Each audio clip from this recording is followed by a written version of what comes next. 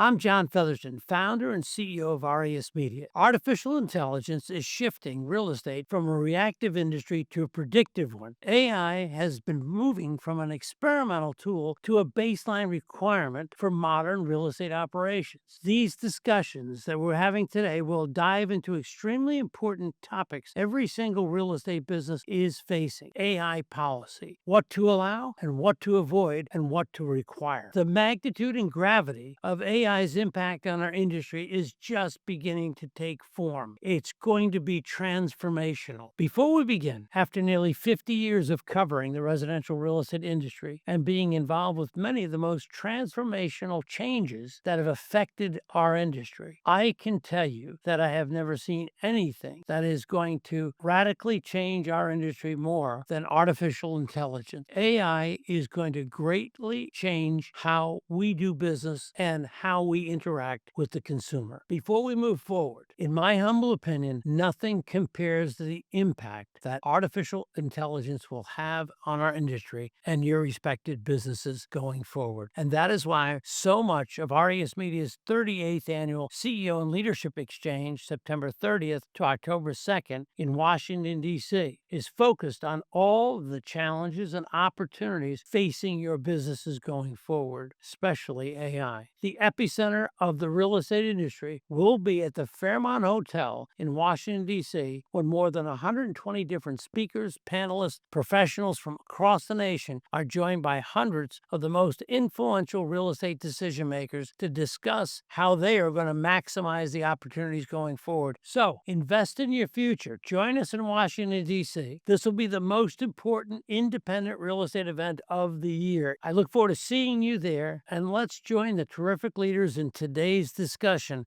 and find out what else we should be doing to prepare ourselves for the onslaught of AI. Hello, everyone, and thank you for joining us. I'm excited to be moderating today's discussion on a topic that has quickly become one of the most important leadership conversations in our industry, and that's AI policy for brokerages.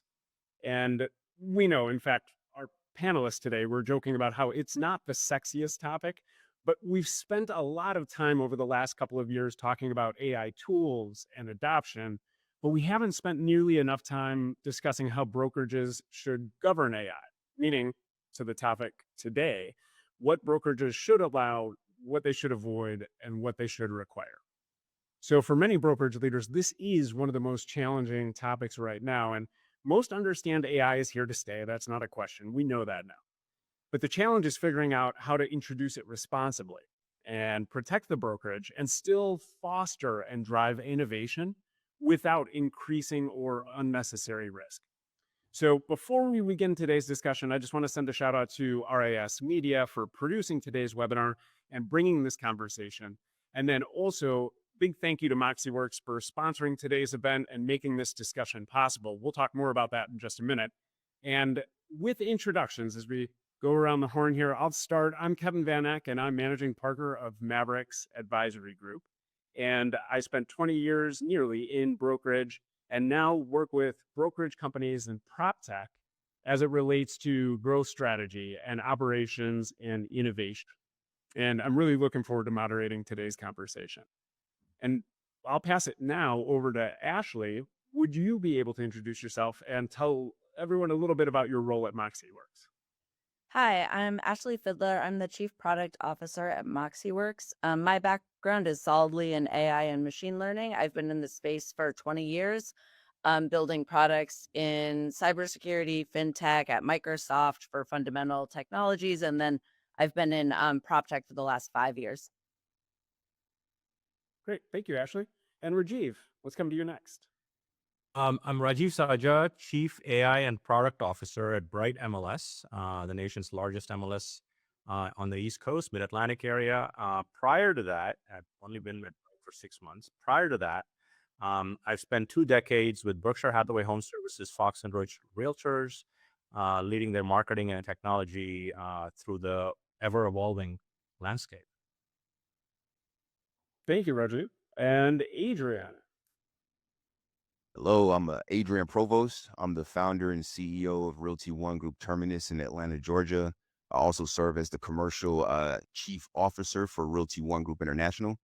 I focus heavily on neuroscience-backed sales performance, growth acceleration, and integrating strategic technology into modern brokerage operations.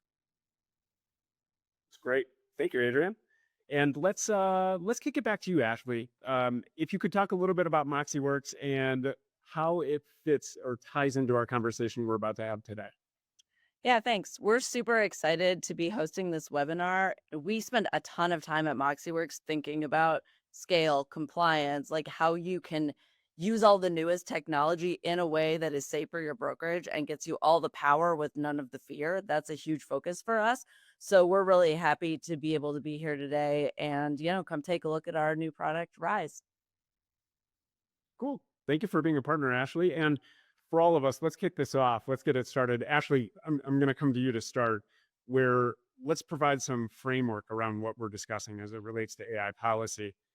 So we've reached a point where AI, it's no longer something that brokerages are experiencing with. Agents and staff are using it every day, as we know. So from your perspective, why it is and why has AI policy become such an important issue right now? Yeah, I mean, from my point of view, the big thing that people don't always think about is the way AI scales your risk. So, in the past, people would use technologies, they'd go click on individual buttons. There was like limited damage that they can do. But now, especially with like agentic AI, they can set up automations that use your company's data, go out and do things, in the public sphere. And you don't always have control or even knowledge of that. And so that's why I think it's like a really important topic for today. And, if you think your people aren't using AI and aren't, using whatever tools that they want to move their job faster, then you're just probably wrong. Like we've done a lot of research into just who's using, they call it shadow AI, the AI that your company didn't authorize and didn't provide. People are using it. Like I did a study at my last company and we found, the property managers and agents who worked in our tech-enabled property management company, like over 60% of them were using tools that we didn't authorize or give them. Um, and people didn't think they were. So I think it's just really important for everyone in the space to understand that people are using this technology, the risk scales, and that means you as a broker have to take action. And Rajiv, what are you seeing out there in terms of, at Bright MLS, and you have a wide scope of, or a wide range of brokerages and agents that are members? What's your take here?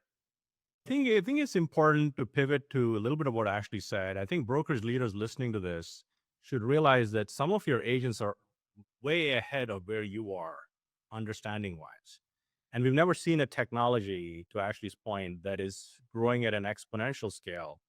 And policy, I'm good with having a policy, but just a policy is not enough. And I think we can get into that a little bit in terms of what we're doing at Bright with the AI Constitution, because policy typically focuses on telling people what they can and more importantly, what they cannot do. It doesn't spur innovation and best practices around it. So my suggestion is also write a policy, and we can get into this components of the policy. Write a policy that is actually easily understandable. And there's several policies. I worked 25 years in this industry, and there's policies at our company that I just don't know. So make it fully aware, educate on the policy, make it as a living, breathing document because it changes by the hour. So make sure it's nimble, easily understood, and digestible. So you're actually spurring innovation in a responsible way. I really want to come back to this AI constitution you mentioned. And it's funny because when we start talking about policy, every brokerage has these policies that haven't been looked at since they needed to update them based on some legal or other requirement, right? They're not the living, breathing document you're talking about. But I want to go to you, Adrian. I want to come back because you're an operator, you have agents. Can you talk a little bit about policy at your brokerage, meaning what Ashley and Rajiv have said, shadow AI? Have you found that your agents and your staff are using tools? What does that look like there? 100%. And going back to a term you just mentioned, staff as well, right? So it's not just the agents, the staff too are also using shadow AI on a daily occurrence. I find that if you don't provide some sort of a legal highway, right, you're going to have them off-road through your brokerage's legal liabilities.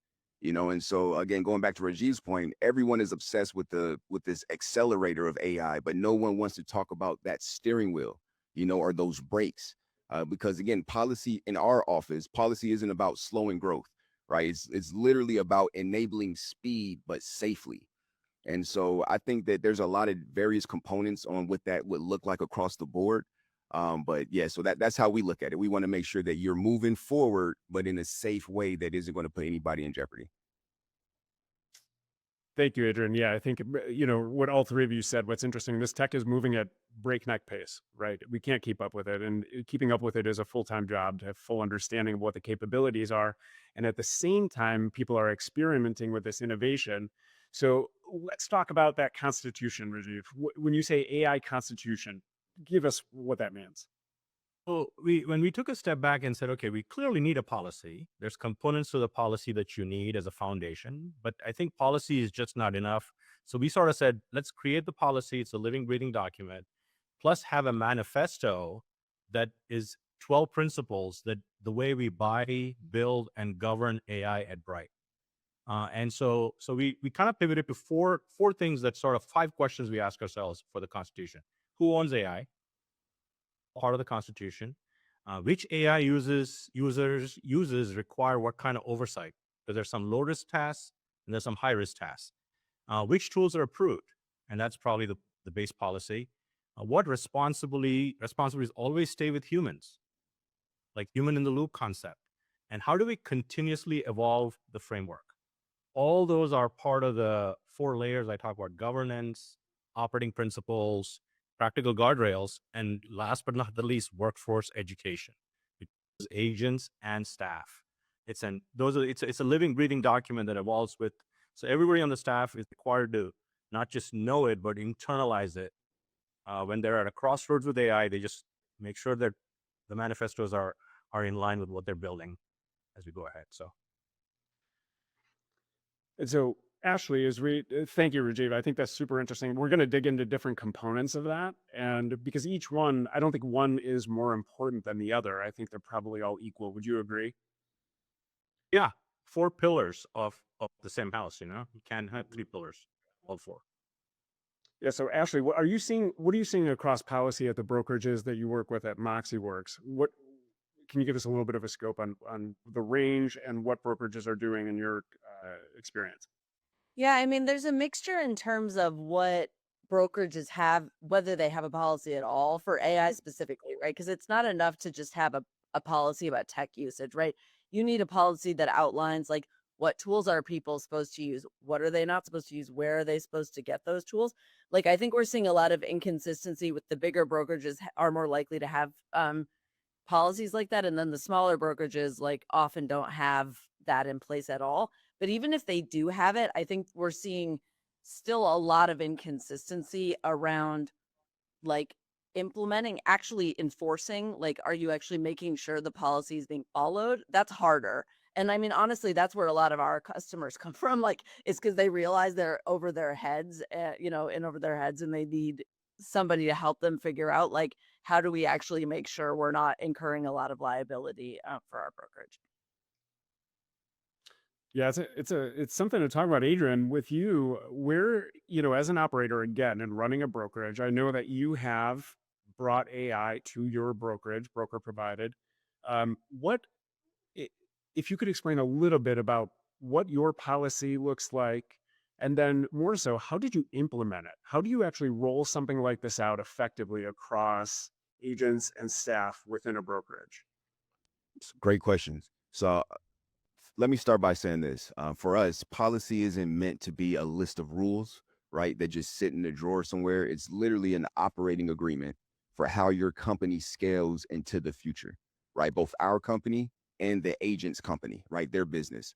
Um, so we look at it like a culture over compliance type of thing. So we frame it as empowerment and safety, not prohibition, right? So there's that buy-in belief, right? And then going back to that living operating system, it's an active framework that defines where the sandbox is, right? And how big the fences are, and how agents and staff interact with emerging tech, because this thing is ever changing. Again, the way that we're able to roll it out and have it adopted is by making sure that the agents are aware that this is to empower them, not to prevent them from growing their business. It's a great point because it could come across as you are just putting rules in place to protect the brokerage, not to necessarily empower them to do more. And I do think as we're talking about this, what's interesting is we've all had this mindset with something in our lives where we've said, what could go wrong? Like, I'm going to upload this. What could happen? What? It's not going to happen to me. And we know that agents and staff, they want to increase their efficiency, whether it's, capturing more clients, closing more deals, spend less time doing paperwork. And so you have people doing we don't know what. And so this is where, Adrian, I want to stick with you for just a moment here. When we talk about what should brokerages allow, like when you talk about empowering agents and driving innovation, what are some of the use cases where you are encouraging and allowing and actually want agents to engage? So going back to what you just mentioned before I jump deep into that, our goal is becoming more valuable to our agents at scale, right? That's literally at the core for how we implement AI at the office level, right? So supporting agents with that busy work that you mentioned so they can do more deals and not just more stuff. you know for our agents, we consider, one, how can we help them capture more market share through AI empowerment? How can we help them be more human through the usage of AI, right? Going back to letting them strengthen their current relationships and then connecting with more people, right? But to your question, I think that you have to distinguish the various risk levels, right? So we have the low risk stuff, then you have the high risk stuff. So with the low risk, you're looking at internal things in ideation, right? Brainstorming or drafting internal communications or organizing admin workflows, right? And then the high risk stuff, that's the stuff that's consumer facing and legal. So direct client advice, right? Automated marketing sent without review, contract modification, right? And heavy photo manipulation, right? So again, for us, we encourage internal co-piloting, so actively encouraging low risk productivity, like brainstorming social content or writing initial property descriptions, summarizing meeting notes, practicing objection handling scripts and things of that nature. But again, it looks different depending upon who we're talking about specifically, right? So for instance, the staff versus agent execution. So again, the staff uses it for operational speed and administrative workflow, whereas our agents are using it for strategic sales ideation and communication efficiency. So again, for us, we tell our team, like, use AI as a sparring partner, not an autopilot. You green light internal ideation all day long, but you have to pump the brakes the second that output touches a consumer without human verification. That's where you're reinforcing one of those pillars that Rajiv said, which is always keeping a human in the loop, right? And with the rise of agentic AI, Rajiv, I want you to touch on this as it relates to what brokerages should allow. I know that we have agents and staff out there that are looking to create connectors between certain tools that they're subscribing to potentially and brokerage tools. What's your take on what do brokerages allow there? I think it's important. I think I want to double click a little bit on what Adrian said and build on that also. So there's like for us, there's different tiers of risk, right? There's tier one, which is write me an email, I'll look at it and kind of do the basic stuff. Then there's tier two, consumer facing, subscriber facing. There's tier three, like at an MLS, we're looking at we're already implementing certain AI tools for policy and compliance. So again, that is high risk, subscriber facing, high risk. So you almost need to bucket everything your agents do and staff do into any of these tier categories and put the right governance and guardrails on each of those categories. Like one of those categories is if it's very high risk and high impact, you need human approval before you even begin. So there's got to be like those tiers. And I think what's interesting is as we evolve in literacy, our agents are learning, staff is learning, the questions change.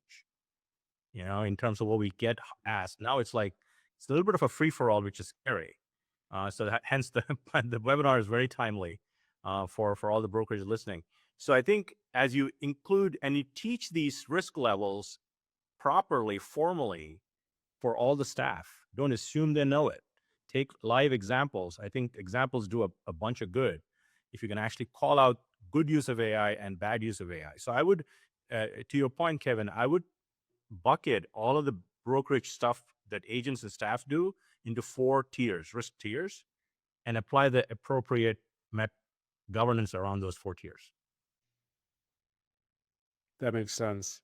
Obviously, reducing the risk. Ashley, what's your reaction to what Rajiv just shared and what you're seeing as you're working with brokerages? I mean, that makes complete sense. The main thing from my point of view is like if you're gonna have those tiers, how are you implementing it and how are you setting up those guardrails in the technology? Because as we all know, like you can say things until you're blue in the face. And if it's not implemented in the technology, you know, it's not going to happen. So that would mean from my perspective, like, for example, if you buy a product, obviously you should ask those questions, right? Like, how are you dealing with fair housing? Like, how are you dealing with data security? Like, what kind of things do you allow my agents to do and what things don't you allow them to do? You would want to ask those kinds of questions. If you're implementing, things yourself, like, for example, you were talking about plugging in brokerage systems into agentic AI or other kinds of AI tools, you would want to set that up yourself and then be able to monitor that, the rules that that those rules are being followed. And you can do that. Like you can set it up in a way that allows you to have auditability and allows you to control some things. You can't control everything. So that's where training comes in. But like you can have more control than none. And I think that's a really important thing for people to at least start with. Yeah, it's a really interesting point. I think that when we start talking about let's go to the risk tiers again. And we're talking about the implementation piece and also moving into what to avoid. So Rajiv, let's go to you. What should brokerages avoid, whether it's those connectors and having control, like Ashley just said, or what are the key things across those risk tiers that you see brokerages having to take a hard line on? I think that's a good question, Kevin. I think I look at 4 buckets. One is data risk, right? So think of client information, PIIs, contracts, financials, brokerage confidential information. That is the data risk. So you got to wrap your head around that. The next one is trust. This is a big one, with AI. So don't let AI publish without your review. So like the human in the loop component, humans remain accountable for use of AI and the output it generates. So that's like a big manifesto piece that we have. So that's another one. Compliance, Ashley alluded to fair housing. Copyright, here's another one, right? Copyright, advertising claims, hallucinations. Hallucination became the most popular word, like a couple of years ago, right? So compliance is another one. And the last one is automation. As we go into agentic, there's a risk for automation. So where do humans get involved? And I think to Ashley's point, if you're a brokerage and you need help, you probably need to have a partner like MoxieWorks to engage in those relationships. But you need to develop your understanding so you can ask the right questions. That's why I think this webinar will be hopefully valuable as you move into ask this. So it's data, compliance, trust, and automation are the buckets of risk you need to look at across the board that you should avoid, obviously. And I mean, I think we could get really, we can get really specific for people about the kinds of things exactly to what you were saying, right? Like for data, you want to know things like, is my data private to me? Is it being used to train models? Is it being intermingled with other people's data? With compliance, you want to know like what guardrails exist for fair housing, for example. There should be some, and nothing's perfect, but you should ask if what are the things that are actually happening. For policy and compliance and human in the loop, right? What kind of workflows are you running? How do they ask, because the workflow only works if it actually asks the user for that approval, right? Like you're not waiting, like if you're waiting for them to like think of it themselves, it's not happening. So the system should be built if there's automation in such a way that it asks. So those are questions like just layering in of like what exactly you can do as a broker related to what Rajiv said. Like there are specific questions at each level that you can ask that will help you build your understanding and also make sure that you are knowledgeable about either the technology you're using on your own through like a standard product like ChatGPT or something, or for a product that you're buying. Yeah, I think, and we're going to get it. Actually, there's so much we could cover. We could do this in, an 8 segment series that we maybe should create. I think and for anyone watching, it'll get sexier over time, I promise. But the important part here, I think, Adrian, to hear from you as an operator is, what do you actually allow? What do you avoid? And how are you providing, at a detailed level, providing AI with guardrails to your agents and brokerage? So there's a few things, but before I jump into that, I did want to touch on a piece that when it comes to what to avoid. And I would say, because I had some conversations with other broker owner operators, and some people are like, "Hey, I'm so over this. We're going to start banning things," right? Which in some cases might be useful, but I find that if you start trying to ban tools that can save 10, 12, 16 hours a week, that's not going to stop people from using them, right? It's just going to revisit that shadow AI conversation. And going back to Rajiv's point, I think that when you have to really consider that set it and forget it mind frame, because again, these things are being so automated now with the various agents you're able to create, that you have to be very, very careful. And my personal belief is that the biggest threat isn't malicious intent when it comes to agents and staff members, right? It's that innocent ignorance where an agent, they might paste a messy client negotiation story into a public AI tool, right? Just to organize their thoughts, not realizing they just fed confidential data into a global model, right? Going back to Ashley's point. So I think that it's going to depend based on your specific brokerage. But I would say for us, we require that human in the loop, right? So that's a standard. We mandate that a licensed human professional reads, verifies, and claims 100% legal responsibility for every output before it hits a consumer, period. That's part of it, right? And then other things that we do is virtual staging and image disclosures. So we require explicit disclosures when property photos are virtually staged or altered by generative tools just to prevent misrepresentation. you know, um, that baseline AI training. So we require staff and agents to complete a basic internal responsible AI module before unlocking access to our brokerage enterprise tools, right? And we tell our agents, hey, AI it doesn't hold a real estate license. You do. So if the machine hallucinates, right, a detail on the listing, your name and our brokerage is still on that contract. So I think that,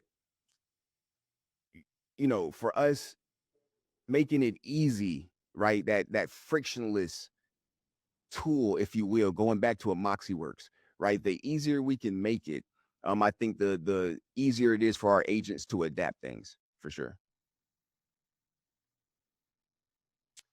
Going to that conversation about Ashley, you brought up, and thank you, Adrian. I think Ashley, you had brought up essentially the build versus buy, right? So as we're talking about what tools to allow and what tools to maybe avoid and what use cases to avoid, there are a lot of brokerage leaders who are either doing it themselves or they have someone within the brokerage who's building tools. They're coding name any one of the tools.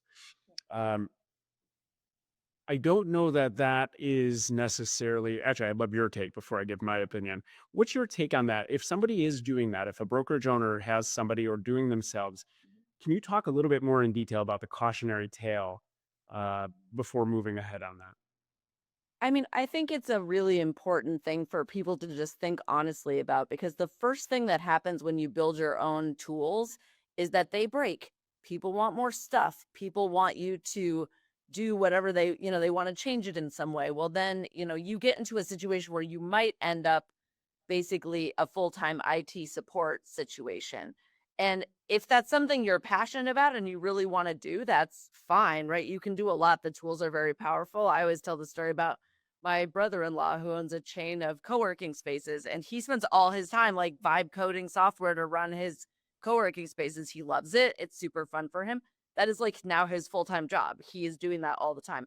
So I think most real estate people don't want to be IT support people, and that's why they are not IT support people. So I always just caution people to be careful as you build out things. It's not a one and done. It's not like you build it and it's finished. It's you build it and then people want more things. There are bugs, there are issues, and before you know it, it spirals and you end up spending a ton of money and wasting a ton of time. And then eventually, I know a lot of people who have done that and then just ripped it out after a couple of years because it's too hard to maintain.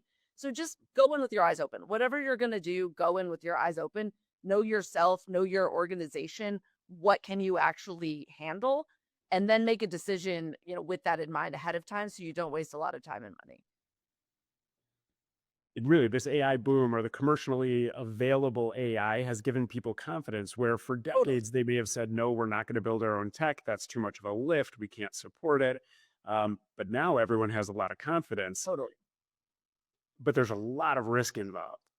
There's a lot of risk, and there's also just a lot of things you don't know until you start. I mean, this is a non-real estate example, but like my sister was like, "I'm building an app." And I was like, "Do you have security keys? Like, what are you hooking it to?" And she was like, "What's that?" She like literally had no idea what any of it meant because she's not a tech person. And so she went and looked and she was like, "Oh, I am supposed to have keys." Like this is what happens when you go, and obviously brokerages who are doing this are gonna, be a lot more serious about it. But like this is what happens when you have people who have no idea like how tech works going and vibe coding stuff. You can get really far now, but it's like, the old story about Jeeps in the backwoods, right? Like the better your car, like the further into the my lights just went on. The better your car, the further into the backwoods you get stuck in the mud, So it's just something to be aware of. That's great. Yeah, I think let's get into how brokerages can actually create this policy. Rajiv, for you, when you talk about the AI constitution, I want to bring this full circle back to that because we've talked through what they should allow, what brokerages should avoid, and then requiring. How does the AI constitution fit into this, and how can brokerages apply what you've built at Bright to what they need to build? So start. I think everyone can start with approved AI platforms, right? So that's like a table stake stuff. I think that they can start there. Then start looking at principles you want to teach your organization, whether it's agents or staff. Human review, we talked a lot about that before customer facing input. The human centered AI use should be part of your constitution slash policy. And then I think a big piece that everybody's getting into is AI literacy, Kevin, right? So the more literate your audience is, your staff and agents are, better the uses. And just one thing I want to say about the vibe coding piece, I think it's important to foster a culture of innovation. You want people to demo something versus just writing a memo. I said demos over memos.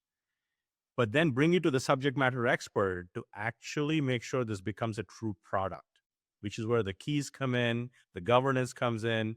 Bring it to the specialist to get it to the finish line if it's an idea.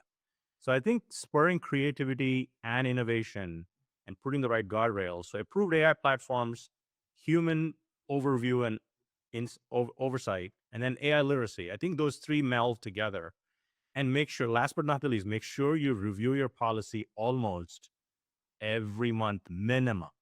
We've made 8 changes to the policy since Feb 1. And that's just the world we live in, right? So just make sure that it's not stagnant and sitting somewhere, like Adrian pointed out, in a desk somewhere that nobody knows. So nobody's following it. No one's paying attention. Adrian, you want to touch a little bit about what this looks like at your brokerage? Yeah, I would say that it's going back to Ashley's point. It can get very, very difficult to attempt to build this thing out internally.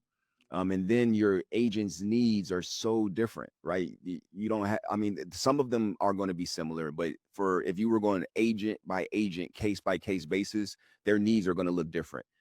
So will their support needs from a software perspective. And I find that if your approved internal pathway is faster and better than personal consumer tools, that the agents will naturally follow the safe path, right? And you can reel them in and get them into your ecosystem. For us, again, and it's twofold, right? Because I look at it from a staff perspective and an agent's perspective. They don't share all the same tools. Some things overlap, but for the most part, they're going to be having a completely different experience. And like for us, we utilize a ton of things, right? So my personal deck is going to be Google, right? Claude and Perplexity. But for the rollout and operations of the brokerage, we rely heavily on Google Workspace and Gemini integration, right? So we keep all AI activities within our secure Google Workspace enterprise environment, right? Ensuring data remains confidential, walled off, and protected from public training sets. And I find that again, if we were to try to go and build that on our own, it's quite impossible, right? Or it'd be very, very expensive. Um, and then we use Notebook LM, which is a part of that suite as the brokerage brain, right? So we can build curated Notebook LM brains, if you will, stocked with brokerage PMPs, local disclosures, right? State contract rules, brand guidelines, you name it. So now the staff and agents get immediate, verified, policy compliant answers in real time, right? Without having to hunt through documents or trying to find a policy that can't remember where they put it or how to access it, or turn to external AI that might give them the wrong answer, right? So for us, by embedding Gemini natively into Google Workspace and then building those customized Notebook LM knowledge bases, we give our team instant answers, which are trained directly on our exact standards, right? And then that convenience helps drives compliance for sure. I love It's all about me. Oh, Asher. Oh, I was just saying, I love that. I think that's, it's all to the point of like giving people benefit. Like, what is the benefit for them? Yeah, it's a carrot, not a stick, right? You need a little bit of stick, but some carrot doesn't hurt anything. Like, what are they getting when they come and use your tools and do things in the way that your brokerage wants them to do it? It's an interesting point because everyone's fighting for a stronger value proposition at their brokerage right now and to define themselves. And this is one area, to Adrian, what you were sharing, and Ashley, what you just said. It's an opportunity for brokerage owners to not only reduce risk, but also increase and improve and enhance their value proposition to brokerage, to their agents. Rajiv, let's come to you. I think I want to talk or ask you in terms of literacy, because you brought up literacy quite a few times, and education, because you can't just hand people a bunch of tools and expect them to figure out how to use it in the best way. You'll create more of a mess than efficiency. And so talk to us about where you see AI literacy in our space. So literacy to me is, if you take a step back, I mean, if you think this is a core capability for productivity improvements and all the things that AI brings to the table, a lot of people start with prompting fundamentals, but I feel like that's like table stakes. I think you need to really think about goals of literacy programs should be, what is AI good at? And it's a moving target, but you got to teach that. What it is bad at, how to protect your data, and when humans need to verify it, and how to redesign workflows. Like, you don't do the same thing more productively. In some cases, that makes sense. But how do you, if AI was there with you, how would you completely redesign your workflow? I think those are the goals you should have for literacy. And then I think the other piece is staff. This especially applies to staff. Also some agents too, because some are top producing agents, they're team leaders, etc. But we're creating personalized learning journeys based on their role. So if you're in marketing, research, you have a certain role, a journey. Engineering, whole different journey. So we're creating customized learning pathways so they become more literate in the field that they want to be more literate at. So I think that's the commitment you need to make as an organization, and just look at where it fits based on those pillars I just shared. Adrian, literacy wise, based on what Rajiv just said, what does it look like from an education, enablement, AI literacy at your brokerage? For sure. So Rajiv hit on something great. And for us, we found that, again, we still have the prompting classes, if you will, but we had to move well beyond just how to write a prompt, right? And move towards critical thinking and fact verification, hallucination detection, ethics, right? So it's loaded. And to that piece, we found that ownership, it must come from a C-suite level, in my opinion. I think that AI governance can't be a side hustle, tagged onto a marketing assistant. It requires dedicated executive ownership, whether that's a chief AI officer or head of growth or whomever, that connects tech, legal liability, and revenue growth, right? So for us, again, there's various components to, the specific class that we're teaching or the workshop, the training. But I find that if AI governance is everybody's job, it's no one's job. So it needs to be an executive owner who understands both the legal landmines and the revenue opportunity for you to really craft something that makes sense for your specific office and for your agents, right? And staff members. So that's where we lean on. Yeah. Someone, I mean, you bring up such a good point that has come up, and Rajiv brought it up. Someone has to own it, right? It can't be a side thought, like you said, or a 25% of somebody's job, especially if we're talking about creating a living, breathing document. And Rajiv, you said you've updated it, I think you said 8 times since February already. So you can only imagine as things move faster, someone has to own this. So let's keep with that. And I want to go tactical here. How, or I guess what resources, how does a brokerage create AI literacy? Let's get brass tacks.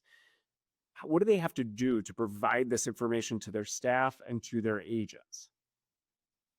So I think first off, you need to make a commitment. I think Adrian hit on it. At a leadership level. This is not some staff's role to become. They may take on the role of educating people, but even at leadership level, we require people to be proficient with AI, know the good, the bad, the ugly. But the point is, you have to come up with a plan for each one of for agents is separate, staff is separate, and within the staff, there's several groups of staff. So I think you need to come up with a plan for literacy and start basic. Nothing wrong with learning prompting fundamentals because everything's built on top of that. But then you got to move it into your tech stack. Like if you're a MoxieWorks customer, it becomes part of how you train using the Moxie platform because there's AI baked into it. And most of the tools people are using, there is AI already in it, like Google Workspace has Gemini, right? All of these AI tools. So there's like vertical AI solutions. So look at your breadth of your AI tech stack or tech stack view per se, and then look at where AI is already baked in, come up with a training plan for that.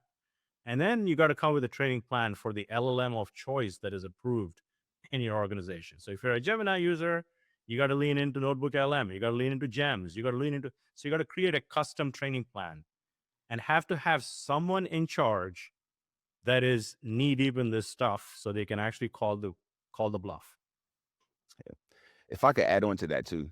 So I would say, because those are some great points. And if I could break that down into steps for us, like I would say step one, you want to audit and survey, right? We had to find out what tools our staff, and top agents are already paying for, right? And using today. So you want to do that audit. Once you can audit and survey, now you have a better idea of what needs to be offered or what should be offered and what you need to start learning more about, right? And then you can draft a one-page AAR standard, right? Or build a simple one-pager, which is literally going to outline what to allow, what to avoid, and what to require. Then from there, going back to Rajiv's point, you want to establish a review cadence, right? At a minimum, a quarterly cadence to update policies, and tech capabilities. They shift literally every few months, if not faster. So you have to continuously review what's going on, what you already put in place. Does that still, is that still relevant for today and how we're moving forward? So I would say, again, don't try to draft a 50-page manifesto. Start with the one-page framework, clear boundaries, right? Audit what your top producers are using and then update it every 6 months, quarterly in our case. Great points, Adrian. And I think, you just talk about keeping it simple. And I've looked at what Bright has put out. Rajiv, the documentation and everything is wildly simple. So let's make it simple for the audience and really look at it from a high level now. Ashley, what's your advice? Where does a brokerage start? There's a broker owner here, and they're the size where they haven't really done much yet, whether they've been avoiding it or been planning for it. What does the average broker owner do today to start putting a policy in place? Yeah, I mean, the first thing is just to get the frame right in your own head. It's all about managing your risk. Like step one is just how are you as a broker managing your risk, right? What are the things like a judge would look at, right? They want to know, did you have a training program in place? Did you help people? Did you tell people what they, how to use this stuff, what they're allowed to do, what they're not allowed to do? Did you have a policy in place? Does it say what tools they're allowed to do? Just like basics, it can be the one-page policy, but like, a judge would want to know, like, what were you doing to prevent this thing that's brought us all here today? You know? And then the third thing is, what are you doing to actually implement that policy? Like, is it just a document that's sitting in a drawer, or did you take steps in your technology stack to enforce those things? Like whatever it is, like I think, those three things at a bare minimum, like, you know, give the training, write the policy, and then make sure you have a clear implementation plan for how the policy is implemented. Like that'll do a lot to, mitigate the risk that you're taking as a brokerage. And then from there, you can, go, there's a lot more you can do, but that's the bare minimum that everybody should have in place, in my opinion. That's great for breaking it down and just starting somewhere when it feels overwhelming. Rajiv and Adrian, do you have anything to add to that? What I would say is, look, this is an AI webinar. Before you hire somebody, have a conversation with AI, hopefully a paid AI account, okay? Make sure it's not training, and start having a conversation as a sparring partner. I think this came up, maybe Adrian mentioned that earlier, about what does it take to build a policy for my brokerage, and have a conversation back and forth. The pro tip is just have AI interview you, and you'll come to a version 1 that you can evolve over time. Totally. It's great advice. A lot of times we forget that AI is the best trainer of AI. 100% true. Good place to start. It is a start. And then once, let's say once we've got that policy we're talking about today, but we also know that if we're building or only planning for what's happening now, we touched on having to revise and review and update. We know that's going to be coming, but what can brokerages do right now to prepare for 2030, 2032? Because if we build for today, it's going to be obsolete tomorrow. I think it's very important if you're a brokerage owner to answer this question, which is AI only part of your tech stack or part of your org chart? Okay, I think we're headed towards an agentic world. There's no answer that's wrong. I think you go a certain direction if it is only tech stack, but if it's part of your org chart, this is organizational transformation. Goes to who owns it, all of those things. But I think by 2030, my God, 2030 is so far away in the AI world, I can't even imagine. But AI won't be a software category. It'll be embedded in every workflow. So there needs to be clear ownership of who owns it and how are you redoing, because it changes the way you work. It changes, the job roles are changing, evolving. So somebody needs to own this and drive it, but starting with the policy and making a good goal would be make your workforce, agents and staff, the most AI literate. That's a good goal to have, right? So, and that changes, evolves over time. And AI is becoming operating infrastructure. So build the right foundation so you can succeed in that world. Those are great points. And we've talked about the difference. Agents and teams are moving faster than brokerages, right? So you have agents that are building out their own chief of staff, their COO, their CMO, their CTO, and they're using AI in the way that you're describing, Rajiv. And as brokerages, we were, in some cases, we're still training on listing description prompts, like you mentioned. Adrian, hey, that's on the share. Just one comment I want to make. The first couple of years for me, if you're a toddler and learning AI, one of the best things I did for myself is I made a mental note, but you can make a physical. Put a Post-it note on your computer. Can AI help me with this? And that sort of opened up light bulb moments over time of the good and the bad and the ugly. So it's just a learning exercise for everybody. Of that. Yeah, I was going to just say, those are all great points, and I agree with them wholeheartedly. I would also look on the other side of the spectrum, right? And I would, for 2030, like double down on human trust, right? I find that as AI commoditizes text, images, routine admin tasks, right? Baseline execution becomes cheap. The ultimate premium asset in 2030 will be verified, authentic, human-backed trust. So use AI to streamline the back office so you can scale human connection in the front office.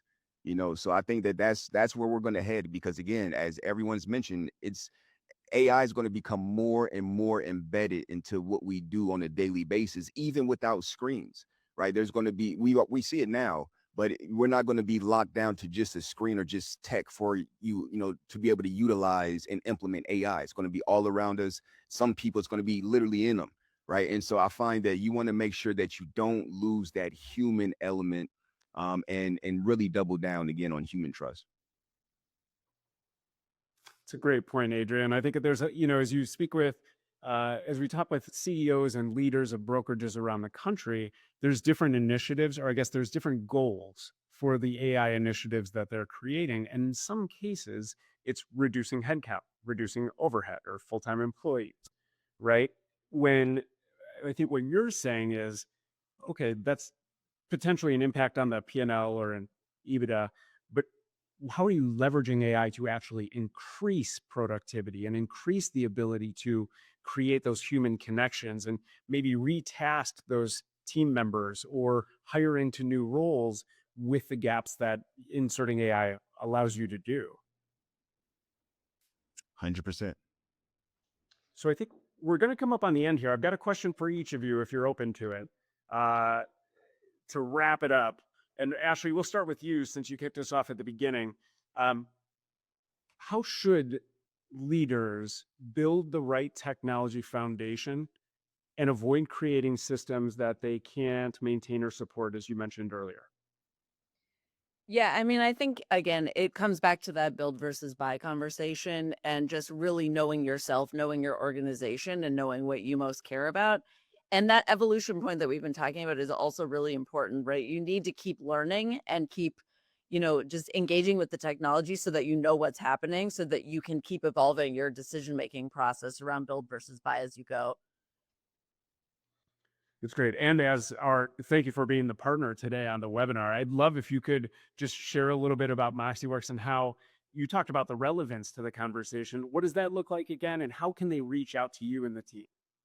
Yeah, I mean, get in touch with this QR code here. We are very passionate about security and privacy. Like, we care a lot about just data scalability, data protections, how, what functionality we make available through our AI, how we do that, how we put compliance guardrails around that. So, that was one of the reasons we loved this topic and wanted to work on, on this specifically, is because it's something we take very seriously. And yeah, we're happy to talk with you more about it. Thank you, Ashley, and thank you to MoxieWorks. Rajiv, let's come to your final question. What you shared, and you're a wealth of knowledge. You have this broad viewer perspective, being with Bright and seeing what brokerages are doing across all of Bright's markets. What is, if you were to sum it up, what's the core capability that brokerages will need as AI moves from this tool into part of their structure, like you were talking about? It actually takes on a role within their team. Two parts I'll give you. One is the buy versus build conversation. The way I look at it is we buy commodities and we build differentiators. So every company's got a differentiator. At least they hope to have a differentiator. And if that's your differentiator, you need to have your eyes on the end to end of that process, but you can't build everything. Okay, that's why people like MoxieWorks exist, and they do a great job of it. So that's the first piece. The second piece is, I think in an AI world, there are two types of capitals you have. One is human capital, people that work for you, staff, agents, etc. And that's never going to go away. I'm not in the camp of I'm in the camp of jobs changing, but jobs going away is a very short-sighted effort of the leadership of that company. If I had to make a list of all the things I could do if I had more time, I want to dedicate time to that, right? So human capital is the first capital. As we have more of an AI literate workforce, we'll have what we call as token capital. And I think the learning loop between humans training AI and AI training the humans, that loop is the companies that are going to win. So if you only lean in on one, you're going to miss on the other. So you got to have enough of both to win. So that's what I would think about. As you think of scaling your organization and all the resources, upskilling is part of the deal, but human capital versus token capital. Really good insights. And then Adrian, your question that I would come up with here. Okay, as a brokerage leader and the brokerage audience that's with us today, What can they do right now to do what you started with, which is you've created a culture of innovation, but empowerment versus restriction? What can brokerage leaders do to essentially mimic what you've built? I would say again, lean into the fact that the power is in that direct connection that your agents have with their clients, right? I can't stress enough that AI commoditizes information, but human relationships create trust. So you want to build a brokerage culture today that uses AI for operational speed so your agents can spend 100% of their energy building hyper local human trust that no algorithm can replicate. Right. Again, the tech stack, the rollout, everything is going to look different on the, from one brokerage to the next. So I don't want to give just one broad stroke answer because it won't connect with everyone. But I would say as long as you understand that the power is within the agents and you can empower the agents to do more with AI. Same thing with your staff members, as opposed to just trying to replace them. I think that that's how you're going to set yourself up for success for sure. Thank you, Adria. I think if we're going to sum this up, and this is normally where I'd say, what topics have we not covered? There are hundreds of topics within this topic that we haven't covered. But if we were to sum this up, I think it's that a policy is necessary. It's easier to create than what some of us may have in our mind. It's not as complicated or as overwhelming. Start somewhere, and a couple of components there. One is use AI to build out your initial framework for a step one. And then the second is AI literacy. And for leaders on the call, treat ourselves the same way we treat agents. We've spent thousands of dollars on training agents how to prompt or how to use AI, but I don't know that we've done the same for our leadership. I don't know that we've taken ownership, especially if it's to everyone's point here that we need to own it. The leader, there needs to be an owner of this initiative and this long-term project, which I hesitate using the word project, but someone needs to own it. And lastly, it can't be something that sits in a drawer. As each one of you have echoed, this is something that needs to be revised, updated, continuously reviewed. And with that, I would ask any final thoughts from the three of you. Do everything that Kevin just said, and you'll be in a better place tomorrow. Well, you said it. This all came from you, the three of your experience. I'm super grateful that I got to moderate this. Thank you to each of you, Ashley, Rajiv, Adrian. Thank you for being here today.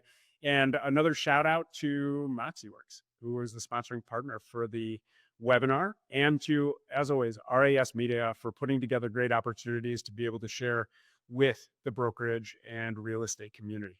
So with that, thank you, everybody, and we'll see you soon.